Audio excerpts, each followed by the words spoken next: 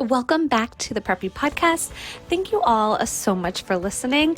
I am on the heels of Camp Preppy. I just got back a few days ago and I'm still just riding this high of everyone that came was so nice, so fun, excited to learn new things and meet new friends, teach others as well. So we just had such an amazing group and such a fun time. I already have so many requests to do another one, so stay tuned. I am planning on at least one in the spring, but possibly one for the holidays. I will keep you guys posted as soon as I have those details, though. But let's get into this week's episode, which is an interview with the founder of Elby, which is an amazing pajama brand based out of Charleston. They work with female artists and just have really great fabrications. I loved learning about how the founder got into the line and has grown it ever since starting at selling through farmers markets type of situations to now having a store in Charleston, which I think is a lot of brands' dreams. So let's get into it now. Okay, so why don't you let everyone know who you are, where you live, and what you do? Hi, I am Edie Cameron. I live in Charleston, South Carolina, and I own LB Pajamas and Loungewear, based here in Charleston. Excellent. And I think I discovered you guys on Instagram is how I came across your brand. And I just think they're so adorable and girly and cute. So I'm excited to learn more about you and your brand today. But before we get there, tell me a little bit about your childhood, about you growing up. Were you someone that, was creating clothes for your dolls and had a little side hustle on the side of your driveway as a lemonade stand? Like, were you entrepreneurial or into fashion as a kid? Yeah, I definitely was, and it's super inspired by my grandmother. I would go visit her, and she would always be like, "Okay, let's go, thrift and make a skirt out of something." So it was always I didn't think about that until later. You see those things online that are like, follow what your inner Yeah. child would be excited about, and you kind of lose it. But um kind of once I got started, I realized that as a child I did like fashion. I was always wearing like glasses with like the eyes poked out because I thought they were just like really cool. But I also have definitely been entrepreneurial my whole life. I feel like any of my friends growing up would say that I've tried to start a business with any of them. It kind of just runs in the blood. And yeah, I think it definitely stems from a very young age being interested in fashion and textiles. Definitely.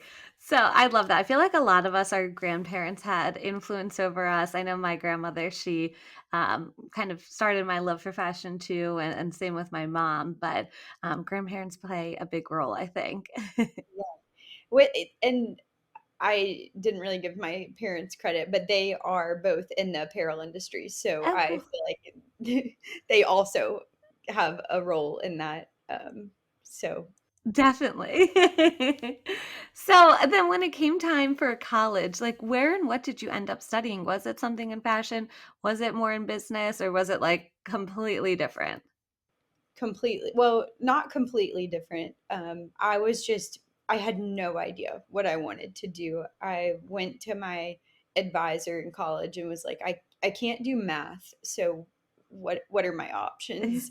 And like my freshman year, and they were like, I think communication would be a great option for you. So I was like, okay, perfect. Sign me up. And entered that major and had the best time. It was super creative, and I had great professors that, let us kind of explore. And we had more like videography classes. Like Mhm. the older you get, we had like a student led marketing firm that I was in, and that definitely towards the later years, you'd have to like kind of pick a focus and Mhm. do a lot of projects on it. So I started kind of doing fashion like if we were gonna do a video project, I went and like filmed like a local boutique and Mm. like kind of started writing about having like my own fashion brand. So I didn't really know at the time what I wanted to do, but I think that in college I was kind of directed to kind of like focus on it and start like toying around with having my own business. And then Where did you go to college again? I went to UNC Wilmington, Okay, got um, it. Yeah. and lived on Wrightsville Beach. It's a really awesome school. If not a lot of people know about it, but I'm a proud, proud. Definitely. And so I'm a communications major as well, communications and fashion. And it is funny. I kind of had the same thought. I'm like, I am not good at math. Like, well, what can I do? I can write, but I cannot add and subtract and multiply and divide. Looking back, I wish I was like I should have gone to, NC State. They had like a textile program. Like I wish Yeah. I knew more about like, just Different areas of fashion. yeah, different areas of fashion, but also at the same time you can figure it out if you want to do it. So I Definitely. definitely think it's a little scrappy on my end, but it works. For sure. So, tell me then when you graduate, sort of what was the next step? What did you do with your degree? Did you work somewhere before starting your brand or kind of just dive right in? Yeah, I graduated in 2020, which happened to be the year of COVID. Yeah. So I, like I said, I was toying around with these adventures in school, but was kind of like, okay, I'm going to go get a job at a marketing firm and, continue working with brands. That's kind of where I was led. Um, you know, just with my studies, that's where I kind of thought I was going to go. And graduated, obviously had nothing to do. Every job that I was Yeah. planning to interview for, I remember like getting the emails like the day that like everything got bad, like, hey, like we're gonna pause hiring for now. Yeah. Um, you know, we just don't really know what the future looks like. And I was like, okay, so I was at home and like I said, my parents are in the apparel industry. I Mhm. went to them and was like, okay, I want to start this pajama and loungewear brand. And they were like, okay, great idea, but why don't you start smaller?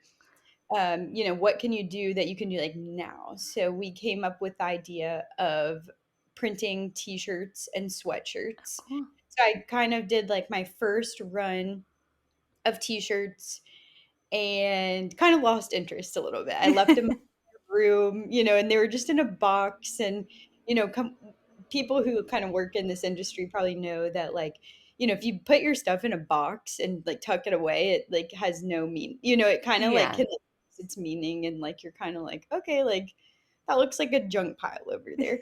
Um, but so lost a little bit of interest and started working for a Okay. men's apparel line doing like e-commerce for a Okay. little bit. And kind of kept like looking at like their cotton polos. They were doing like a bring cotton back like into Mm. the men's like performance um, Okay. industry, because like a lot of the polos were polyester for like golfers and stuff, but they Yeah. wanted like cotton to be like a breathing, cooling technology, and plus cotton's better. So like that was Hmm. their mission. And like I just couldn't help but like I couldn't kick the idea of Yeah. the pajamas. So started I guess I don't know if you want me to go through the whole entire story, but that's kind of Yeah. it started. And then let's see. My boyfriend at the time, my fiance now, Mhm. he was entering law school at the exact same time. So I'm working for the men's polo line, had this idea, ran like one order of t-shirts, and then my boyfriend's moving into law school in Columbia, South Carolina. Mhm. And I go visit him, I'm moving him in, and we go downstairs and there's this market outside, and he's like, this would be a great place for you to start selling your t-shirts, Yeah. the pajama Elby that you like. The concept was there, but like it just wasn't totally buttoned up. um And then that same weekend, my brother had a house party at our house at home where I was living. And I started getting Venmos from girls that were like a little bit younger than me in school. And I Yeah. was, what is going on? And he had gone up in my room and started selling Oh my gosh. some of the shirts. He's your marketing team. That all happened the same weekend.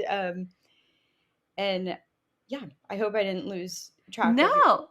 but that was kind of the very beginning, right out of college and into kind of where it kind of started to begin. Yeah, I love that. I feel like so many people that I interview on this podcast, they start something or go for something during COVID because it kind of made everyone like think about what they really wanted to do and where they wanted to be. And it sounds like, you always had that entrepreneurial spirit in you. And maybe if COVID wasn't there, you would have gone and worked for another company longer and been incorporated later down the line, started it. But it kind of it gave you the opportunity to try something on your own, right? Absolutely. I'm very thankful for COVID because I definitely don't think I would have been able to swing it. Yeah. I So don't think I would be. tell me then from going from t-shirts to pajamas then. Absolutely. So, like I said, it was always the plan, Mhm. but as my parents advised, and it was great advice, just like kind of get started, don't go run your first idea, because I mean, yes, you should run your first idea, but at the same time, like I needed to like make some money, Mm. like kind of Mhm. be able to like prove my point at the time. And Yeah. in 2020, that's kind of when pajamas and loungewear just like skyrocketed. Yeah. But it still was a new concept. Like there were not all these brands, like, now even Gap has its loungewear line. Yeah. Like the big companies have their lounge lines, and that didn't really happen until COVID. Mhm. So it was still a new concept, in my opinion. I don't really know, but that's kind of how I felt. I Yeah. was things change, and so started, like I said, at that market and just brought my t-shirts and sweatshirts and decorated things. I would like buy uh, pants and kind of like make it like a lounge set, even though Okay. it was not like I would do like a blueprint and then like wholesale purchase like some blue pants. So it'd be like a Okay. white t-shirt, blue, like it'd be like c'est la vie, and then it'd be like Cute. blue pants. So it kind of had that like lounge concept. And just kind of kept doing those markets until I was able to, feel comfortable with my idea Mm. and place a bulk inventory like order like under the Elby label, which again was always the plan, but um, just kind of started in baby steps. And yeah, I was really excited the day that I kind of like got rid of all of the wholesale items Mhm. and like decorated items, and like I went to a pop-up with just like the LB line, even though it was like Wow. two styles. I was like, this is it, this is the whole line, and it was really exciting. That's so amazing. So then when you made that transition into all of the LB line and the pajamas, how did you find like your manufacturer? How did you come up with like what you wanted the designs or the silhouette to be for those? Like tell me a little bit about that. Yeah, so like I said, I didn't really lose the idea. I mentioned earlier, like Mhm. don't run your first idea, which not, I didn't mean it like that, but I kind of held on to those first ideas and started from the beginning, with my very first idea with the manufacturer. And yeah, my manufacturer process was very interesting and unique because that is my one thing that I kind of have down, mentioning that my parents are in the apparel industry. Okay. They had like my dad is a part of like a factory, so I was like Okay. and it's kind of interesting going back to the beginning. Like I was like, okay, like, I know where to like get things manufactured. Like this is what I want to do. And they're like, no, no, no, you need to start small. Like you Yeah. can't just go place a big order of something that you've kind of come up with. So it was a little bit unique in the way that like that's typically a very hard thing to Hmm. find. But I kind of had that um, You already had that locked in. Yeah, kind of had that locked in from the beginning, which is I feel very fortunate for that. definitely. So then what about the designs? Like how did you come up with I think some of your PJs have prints on them. What did you launch with? How do you know like what silhouette you wanted? Yeah, so the whole idea from the beginning was just like I wanted to merge fashion and comfort. So Mm, one of my first styles was the skirt set.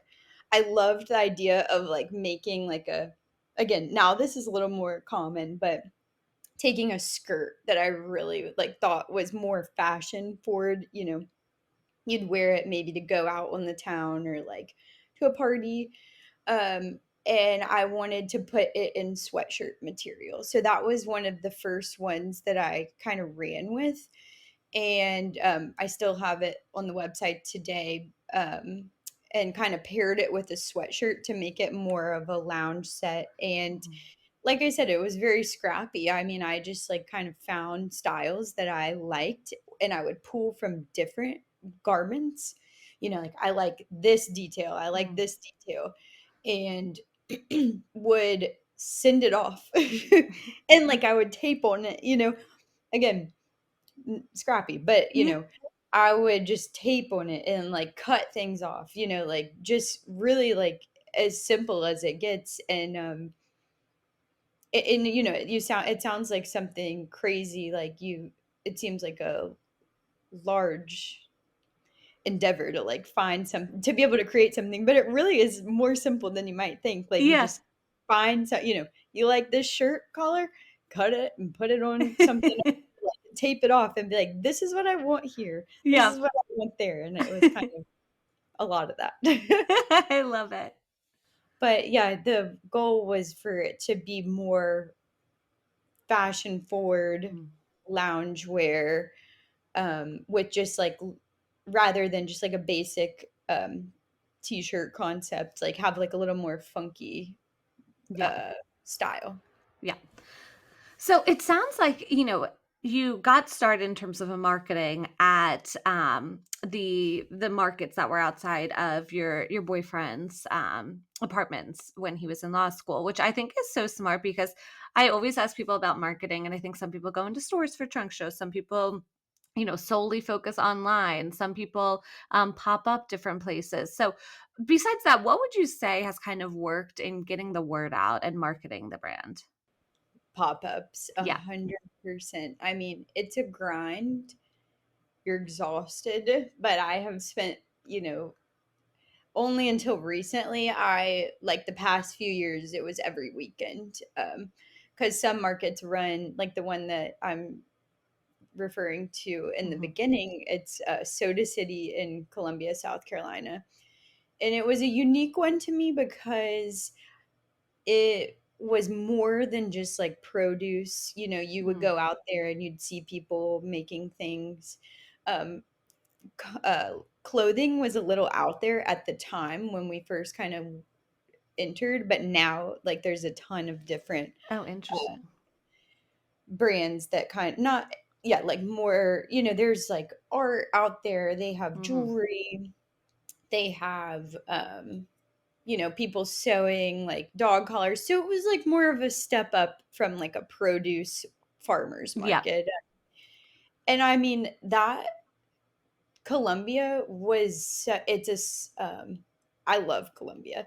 I think they really like gave me the like encouragement to move forward. I had Oh. so much support and I still have so much support from that community.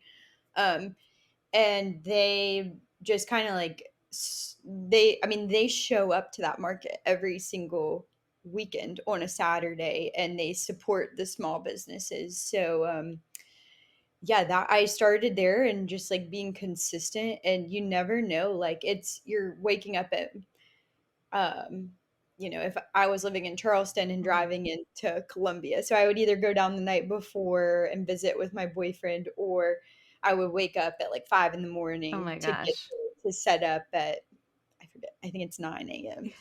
And just when you're out there, you're kind of like, okay, some days or some days you're like very depressed, you're like, wow, I haven't sold anything.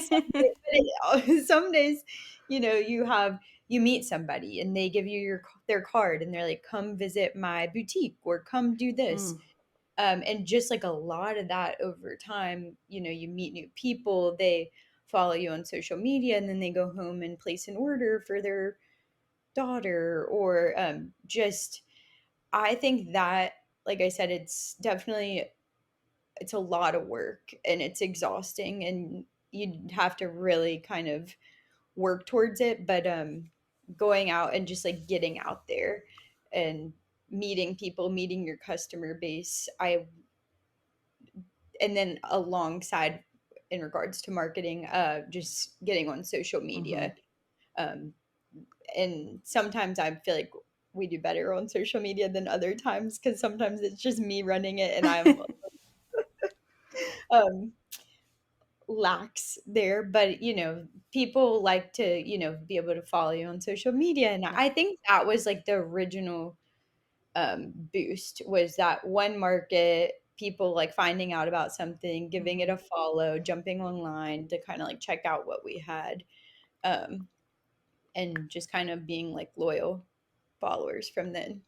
Definitely. Now, for those listeners who might not be familiar with your brand yet, can you let them know kind of what the price point is, what the size range is, and some of the styles that they can find today? Because I know you have more than just the skirt these days.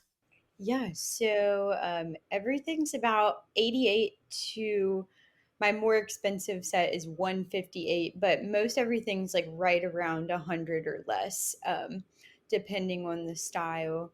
And we have I call them the baby doll sets in person, but they're these little like bow tie sets with a ruffle, Cute. like right in the above the chest, and like little shorts. They're great for like getting ready, like for bridesmaids, and just like being kind of like cute around the house. It's kind of like a popular summer set. And those come in like two pastel colors: light blue, light pink, and then a white, more for Cute. like that bridal look. And then where we're really focusing right now is our prints. Mm, And I have been very passionate about working with artists that um, can, put their print on textiles, and kind of working together with them. It's a win-win for both of us. They get to put their art on another, um, product or yeah. and I get to work with someone cool and inspiring. So that's been really fun. And we have the Presley print, which is like a long sleeve uh, shirt with shorts, and that is with Presley Good. She is out of New York City. She's a Cool. very talented artist, and it's like her. I think she calls them lanky, lanky figurines, like a heart shaped print. And then also worked with a local artist for the Martini set, which that's our best seller. It's like a girls' night out inspired PJ set, again with like the bow tie top and like a wide leg cropped pant. Cute. And that print is just, we can't keep it in stock. It has, everybody relates to it. It has little oysters on it, martinis, Oh, um, candles, and high heels, and all the things. I think there's like a loaf of bread on there too. it's like a girl dinner. Girl dinner, yeah. I love that. That's so amazing. What would you say your favorite part about having your own business is? And then what's the hardest or your least favorite part? Yeah.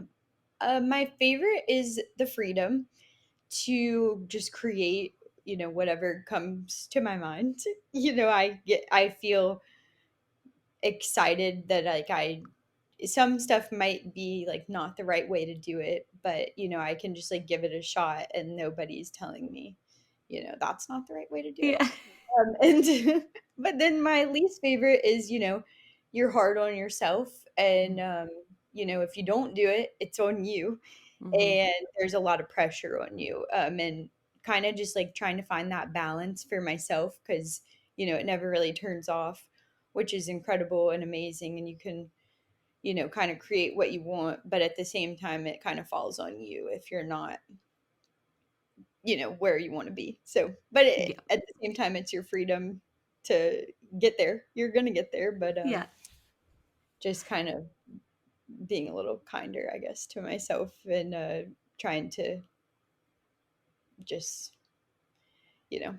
not let it all.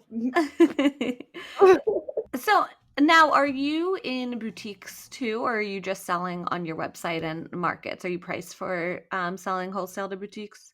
Yeah, priced for selling wholesale to boutiques. I did a little bit of a wholesale adventure a few years ago Mm. and just like haven't pushed it much lately. I went to like the apparel market and we have oops, phone call coming in, don't want it to get loud, but yeah, we're priced for boutiques, like we have wholesale opportunities, but I haven't really promoted it much. A few years ago, Anthropology picked up one of our prints, Oh wow. and it sold out very quickly. So when we kind of went on that um, adventure, we have everything set up for that kind of wholesale purchasing. Excellent. How did anthropology come about? I feel like so many people, that's a place they all want to be. And so if you have any advice on that.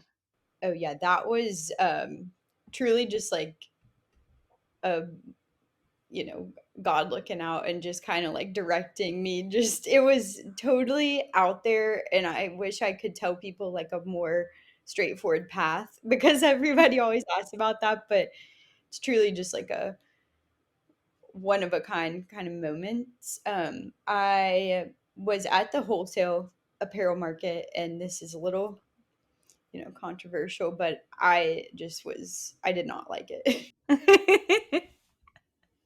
That's fair. I think a lot of people feel that way too. I just was like, I was so excited about it, and I was like, just really like kind of let down when I got there. Yeah, I'm sorry to anybody that You're I good. need to try it again. I need to go again. I only did it once, and that's not fair. But I was definitely kind of a little let down. And I brought my dad with me because my dad is like a great businessman. And I was like, okay. So him and I went to Atlanta, packed up, and I was like, Dad, this is like the people are here, but they're just not coming to Yeah. me. And why would they? Like you find more people just being on the elevator or Hmm. walking around, like going to even in the hotel, like Yeah. the people are here. It's just not they're not coming to this corner over here Yeah. where which is fair. And so I was like, okay, I'm gonna go pitch. I was like, can you run the booth? And he was like, yeah, sure. And so I was like, I'm gonna go upstairs to this floor that I found like really fascinating, and it had all the showrooms. And I was Mhm. like, I'm gonna go upstairs and pitch to some showrooms. Actually, he actually came with me now that I think about it. We left the booth because no one was walking.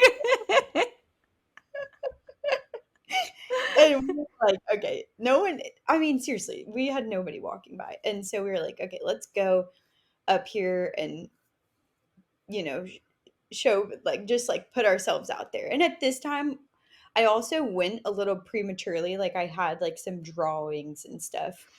Um, I didn't even have like a full line. I had like some samples, some drawings, some stuff coming. And then like I literally, now that I'm thinking about it, I think I had three pieces, but I had like a bunch of different like sizes out. So I had like a blue set, a yellow set, and a pink set, and then like a bunch of drawings. And I had like one or two samples. So it was definitely premature to go Yeah. to the wholesale market. But went upstairs and kind of like honed in on this one showroom that I just was like, this one's cool.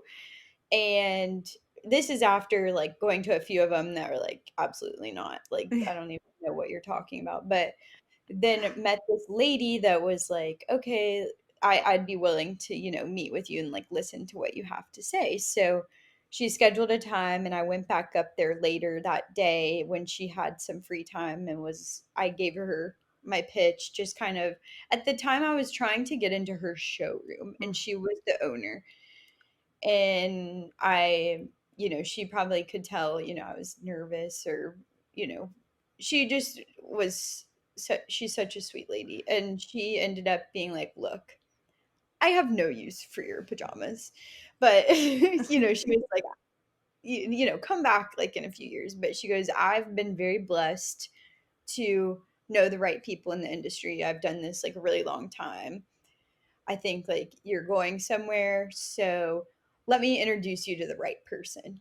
And so Wow. she just was like, come in here and meet this lady. And she was like, she knows all like the big retailers, work with her.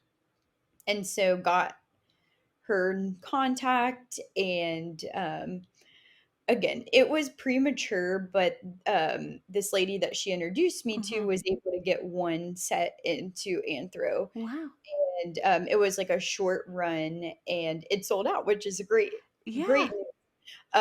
And yeah, I think it could definitely be something that we work on in the future, but Mhm. we haven't done it again, just because I was new. Yeah. I was trying to keep up with them, and this lady ended up kind of becoming a mentor for a little, and she was like, "Okay, come here. I'm gonna get you. You need to know your retail math." Which back to math, I probably Mhm. should have taken some math classes. I didn't know my retail math, and all my prices were wrong, and so I went up and visited with her for like one whole afternoon and she was like running all my numbers and I was so behind. I was like, oh my gosh, I need a calculator. Like I can't. Yeah. So she had everything kind of priced out. And yeah, like I said, it was like a one-time thing. It was really cool and really How wonderful that the showroom owner was so nice to take the time and introduce you to that woman, and that woman kind of took you under, her wings and helped you out. That's so nice, and, just women supporting women.